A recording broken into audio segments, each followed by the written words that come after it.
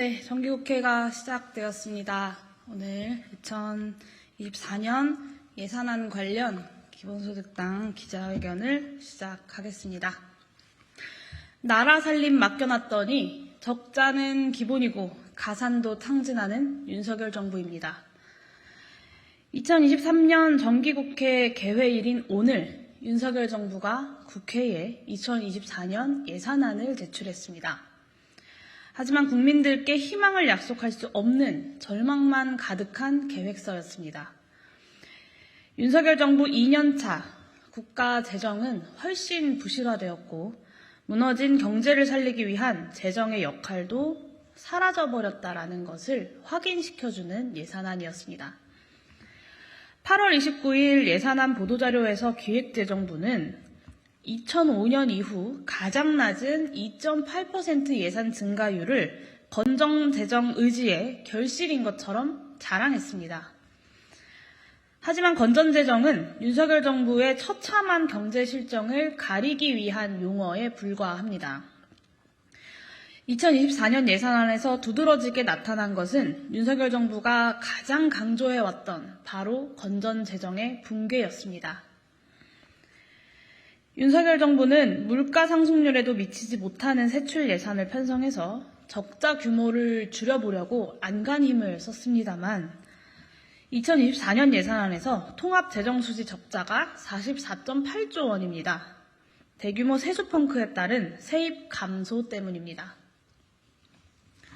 코로나19가 발발했던 2020년에도 결산액과 본예산 총지출액의 차액으로 표시되는 적자액이 33.5조 원이었습니다.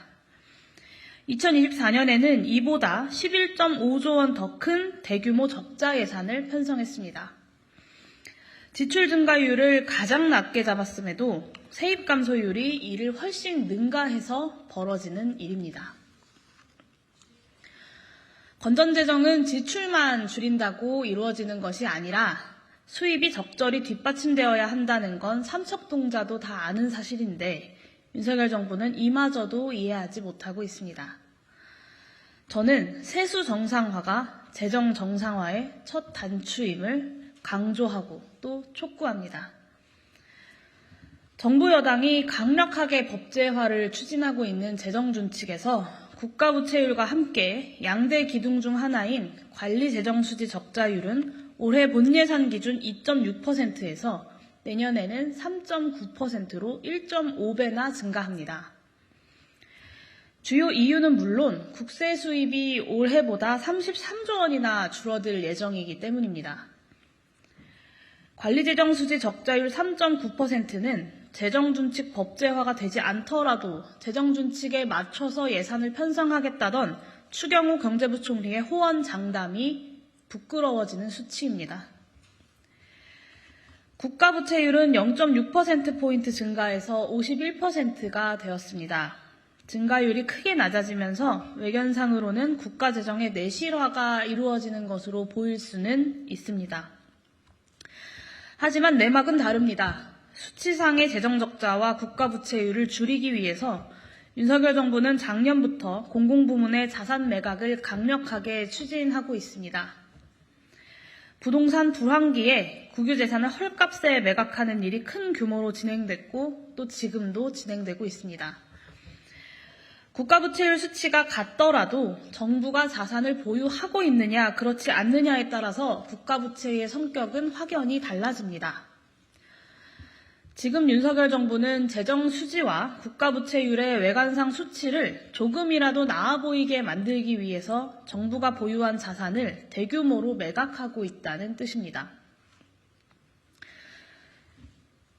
대기업 부자 감세로 인해 소득이 가난해진 정부가 이젠 자산 부문에서도 가난한 정부가 되고 있습니다. 소득과 자산 양쪽 모두에서 가난해진 정부가 재정정책을 활용할 능력이 훼손되는 것은 불문가지입니다. 윤석열 정부는 이렇게 통합재정수지와 관리재정수지 양쪽 모두에서 역대급 적자 재정을 운영하면서도 정부의 자산을 축내가면서도 건전재정을 목 놓아서 외치고 있는 것입니다. 거짓말도 정말 정도껏 해야 합니다. 윤석열 정부가 제출한 2024년 예산안은 미래 우리 경제의 경쟁력을 훼손할 것입니다.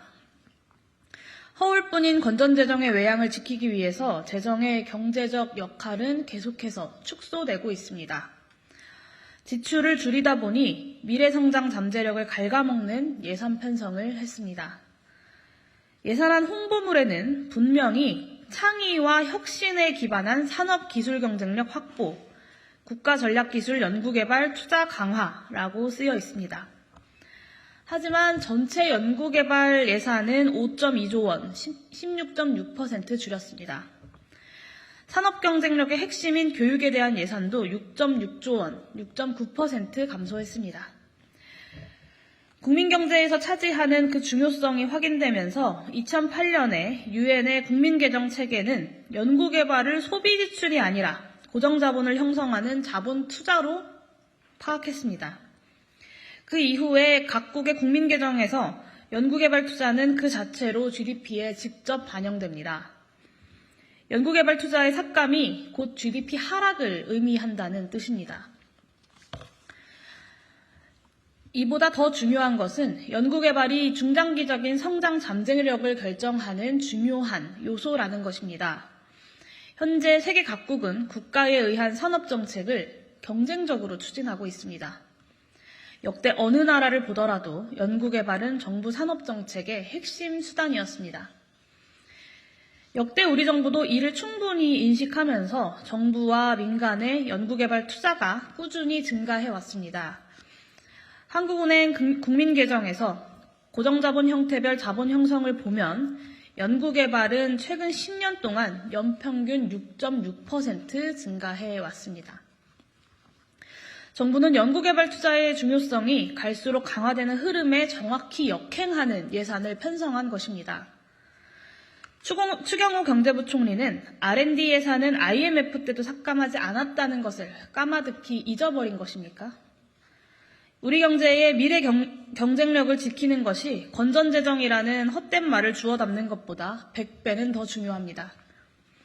2024년 예산안은 윤석열 정부의 대내외 경제 상황에 대한 안일하고 무책임한 인식이 투명하게 반영되어 있습니다. 정부는 대외 경제 여건으로 지정학적 경쟁에 의한 불확실성을 언급하고 있지만 우리 경제에 미치는 중요성에 대한 명확한 인식은 이 예산안에서 보이지 않습니다. 반도체, 전기차, 배터리 등 우리 주력 수출 상품의 대외 경쟁력에 부정적인 영향을 미칠 미중 사이의 기술 패권 경쟁과 이에 대한 윤석열 정부의 한미일 일방 안보 행보에 대해 적어도 경제를 책임지는 기획재정부는 비판적인 입장을 가질 법도 합니다. 그러나 이처럼 중대한 대외경제 상황을 불확실성, 이 네 글자 정도로만 언급하고 넘어갑니다. 이런 인식으로는 갈수록 불리해지는 통상 여건을 개선하고자 하는 계기가 만들어질 리가 없습니다. 내수경제에 대해서는 하반기에 물가가 안정세에 접어들 것이라는 근거가 부실한 진단을 내놓고 있습니다. 미국의 국채 금리는 상향 추세입니다. 소비자 물가지수에 큰 영향을 미치는 유가와 농식품의 가격도 심상치 않습니다. 국제유가는 꾸준히 상승 중이고 태풍의 영향으로 농식품의 가격이 고통스러울 정도로 올라 있습니다. 마트에 가보면 사과 한 알이 4,000원, 5,000원 수준입니다. 상황을 종합해보면 당분간 한국은행이 기준금리를 내릴 수 없는 상태입니다. 한마디로 고금리 상태가 지속된다는 것입니다. 이를 반영하듯 정부가 주택가격 부양을 위해 출시한 장기 고정금리 정책 상품인 특례 보금자리론의 금리 또한 2차례나 인상했습니다. 고금리 상태의 지속은 원리금 상환액 증가로 가계의 처분 가능 소득을 위축시키고 이는 내수 전반의 위축으로 이어집니다. 바로 이런 일을 방지하기 위해서 재정이 역할을 해야 하는데 대규모 세수 결손에 기초해서 역대급으로 낮게 편성된 2024년의 예산안을 보고 있자니 재정 무기력 상태라는 말밖에 떠오르지 않습니다. 2024년 예산안은 윤석열 정부가 나라 살림을 운용할 능력은 없는데 철진한 보수 이념에 집착하면서 나타날 수 있는 모든 문제들을 집약해 놓았습니다. 올해만 이미 40조 원 이상 줄어들 것으로 예상되는 세입의 정상 회복 없이는 건전재정의 외양조차, 그 외피조차 지키는 것이 불가능합니다. 그럼에도 건전재정이라는 이념을 고집하면서 연구개발과 교육에 대한 투자 축소, 국유자산 헐값 매각 등과 같이 중장기 국가 경쟁력을 훼손하는 재정 운영이 계속됩니다. 경기가 하향 국면에 들어갈 때 재정이 경기 역행적으로 기능을 해야 하는데 지키지도 못할 수치에 집착하는 윤석열 정부의 건전 재정은 오히려 경기 하강, 세입 축소, 재정 축소, 그리고 경기의 추가 하락이라는 악순환 구조를 만들어낼 것입니다.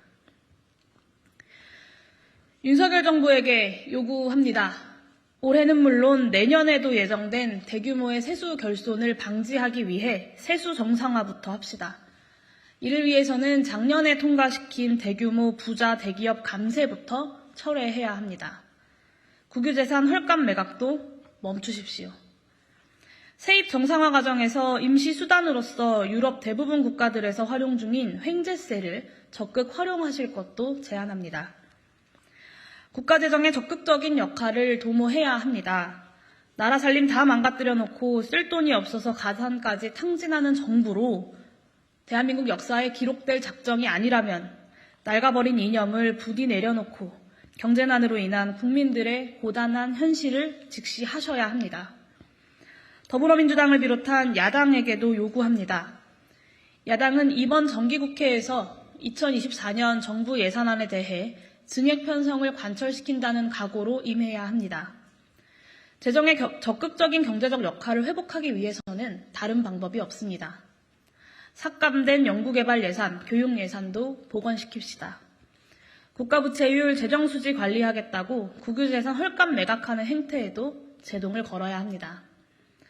국민들께도 현재 대한민국 경제 그리고 나라 살림 상황을 상세하게 설명드리고 수치상의 일시적인 재정 지표들의 악화는 감수하자고 솔직하게 설득해야 합니다. 기본소득당과 저용해인은 민생경제를 살리기 위해서 그리고 국가경제의 미래를 위해서 반드시 그렇게 하겠습니다.